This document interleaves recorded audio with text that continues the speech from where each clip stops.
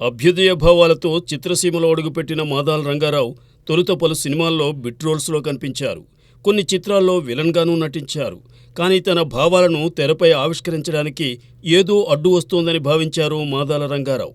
ఆ సమయంలో మాదాల మిత్రులు ఆయన్ను ప్రోత్సహించారు. అందరి ప్రోత్సాహంతో నవతరం పిక్చర్స్ పతాకం నెలకొల్పారు. తొలి ప్రయత్నంగా మాదాల రంగారావు యువతరం కదిలింది చిత్రాన్ని ధవళ సత్యం దర్శకత్వంలో నిర్మించారు. ఆ చిత్రం 1980 ఆగస్టు 15న విడుదలైంది.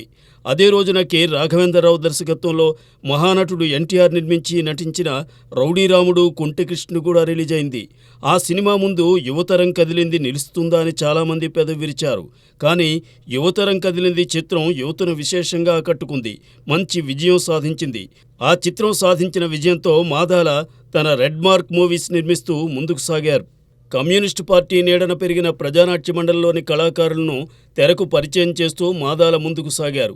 ఆయన నిర్మించి నటించిన ఎర్రమల్లెలు, మహాప్రస్థానం, విప్లవ శంఖం, ప్రజాశక్తి, స్వరాజ్యం, ఎర్ర సూర్యుడు, ఎర్ర పౌరాలు వంటి సినిమాలు కమ్యూనిస్టు భావజాలాన్ని అభిమానించే వారికి నచ్చాయి.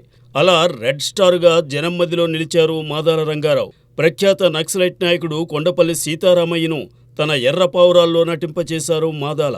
ఆ తరువాత మాదాల రంగారావు సినిమాలకు దూరంగా జరిగారు. ఆపై మాదాల తనయుడు రవి కూడా తండ్రి బాటలో పయనిస్తూ నటునిగా మారాడు. మాదాల రవి నటించిన నేను సైతంలో రంగారావు చివరిసారిగా కనిపించారు.